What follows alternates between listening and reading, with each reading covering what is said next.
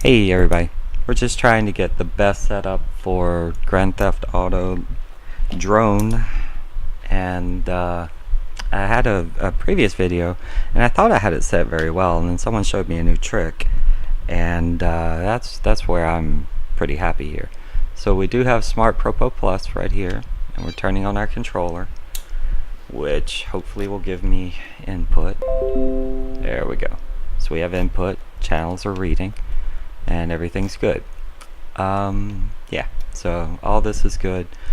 The Smartpropo Plus, the defaults are fine. I have filter that's the standard one. I don't think I did anything confusing in here. Same for joystick and advanced. Just make sure VJoy monitor is VJoy device 1, and that's all. You have to drop in X360ce 64-bit into your Grand Theft Auto folder and run it. The only thing you're going to be doing here is setting up your X and Y axis and your X and Y axis. You just want 2 of these running, that's it. Anything else, and the Smartpropo might send out a blank thing and pause your program or something. I had some issues with that. So don't worry about any of the buttons, just X, Y, X and Y. All you have to do is click, hit record, hit to the right, and there you go. Click, record, up, there you go. See, and now it moves. And the cool part about this is basically it moves perfectly analog. I'm using my RC controller that I showed you before, and there we go. So we're going to go to left thumb. Now here's where mine's a little different. I have an RC controller that doesn't quite center for some reason. So I've set a dead zone, which is this flat line, dead zone at about 13%, and that's so my flat line actually does something. Flat line keeps me from having an input. Set my anti-dead zone again at 13%, and that's the important one, because if I set it to 0 whenever I'm moving, this does not feel natural at all. So whenever you come off of your dead zone, you're going to feel like you're pushing, but you're not really getting as much input as you want. So you want to set that anti-dead zone to about the same as your dead zone, so that when you come off, you know, you have small deflection and you get the right amount of input.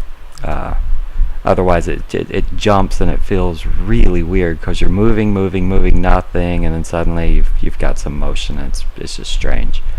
Alright, and same thing for the right thumb. Fortunately my right stick is a lot better, so I didn't have to set anything in here. Force feedback and VJoy device, just check and make sure they work, and that's all. Force feedback, it's a RC controller, so you don't really have it. And that's all. So you just save that.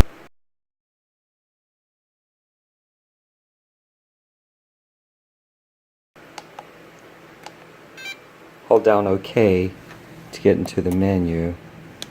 Press down. Hit OK. Here's where you're wanting to set up what you have. You want to go down to dual rate Expo. Hit OK. Channel 1, this is your... You're going to do channel 1, okay? You hit down, you hit OK, rate 100. Expo is what you want, and you'll see it changes the curve. Ah, shoot. So you'll see it changes the curve. And the reason you're doing this is so that dead zone becomes pretty much eliminated, and it'll make a small curve. Hit cancel to save. Oh, go back in. You can actually do channel 1, channel 2, and channel 4. Channel 3 is your throttle, and you actually don't need Expo on the throttle because it's fine. But this Expo curve on 1, 2, and 4 will make your dead zones go away and make the controller feel so much better. 100% better, actually. It does make it a little sensitive, so a small turn versus a big turn, but it's not really something that you don't want.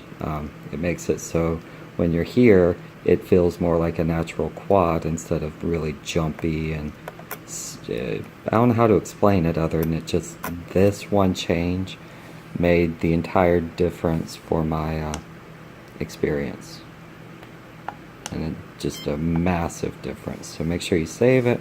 You can go back and check it if you want. You'll see small motion, big input, and then it gets a little smoother out here. So yeah, small motion jumps over my little dead zone area, goes all the way out. It feels so much better. It's mostly useful on the yaw since that's where my dead band is, but for this, works very, very well. So yeah, mostly useful on the yaw. One of the programs you're going to get for this GTA mod is NaturalVision Remastered. You just download it, follow the instructions. They're actually pretty detailed, but you have to get a few other programs, Visual V, and I think that's it. Yeah, so Visual V, which will give you a natural look, and for me it cleaned up a lot of the jitteriness I had with Grand Theft 5. I have a pretty fast computer with i5-6600 with a 390 R390, and it was just a little jittery, but this program, or this mod, made it look prettier, much prettier, and it just worked better. I was like surprised. Hola, mommy. And you just walk outside and navigate, hit the tab button, hit enter, you'll enter flight mode. If you notice, it is a little bit dark, but that's simply because the default on the NaturalVision is a darker night, and as long as you fly near the lights you're fine. But there is an optional mod that I later added that will it'll make the night sky a little bit lighter, more like defaults. I actually like the darker because it just looks more fun. And this is me getting used to my rates. Like I said, it feels so much better than what it was initially, and I'm able to get a little bit tighter control in and run into a light pole, because that's what I do. So LeFix did a really good job here and added a menu. I set it to the num7 key to bring up this menu. It allows you to change your camera mode, which will let you set your field of view and your camera tilt. The control area, this is awesome because it lets you set your PIDs just like you do in beta flight. Raid Expo, all of your settings, and this is how I have mine. Your drone, this sets your mass, your relative, and your max velocity. This is how fast it goes. You put little hints down below. This is what I set it to just for flying around. That max relative load will make your quad feel like it's super powered or underpowered. Gamepad, vibration doesn't really apply. And gravity scale, collision, and PIDs, you can actually turn off collision and drive through walls if you want. PIDs allows it to set for using the actual PID rates that we set up in drone. Visual obviously just changes some of the visual effects. Here I set my max velocity up to 45 to make it a little bit more fun. And if you hit the tab button, it will automatically right you and put you a few feet above the ground. That's pretty much how I have it set. Like I say, that max velocity going to 200, if you're trying to travel across the map, setting max velocity at 200 will help you out there. Otherwise, you just fly around. 45 seems pretty natural. 60 is pretty good if you're outside, and 20 to 30, 35 is great if you're flying in tight corners. Kind of just weakens you up a little bit. And from here on out, just enjoy the flight. And it's going to switch over to daytime in a minute, because like I say, night's fun, but unless it's a little bit lighter, it's a little more difficult. Alright, cool. Just enjoy. Thanks for watching. As always, if you like this, find it helpful, leave me a thumbs up.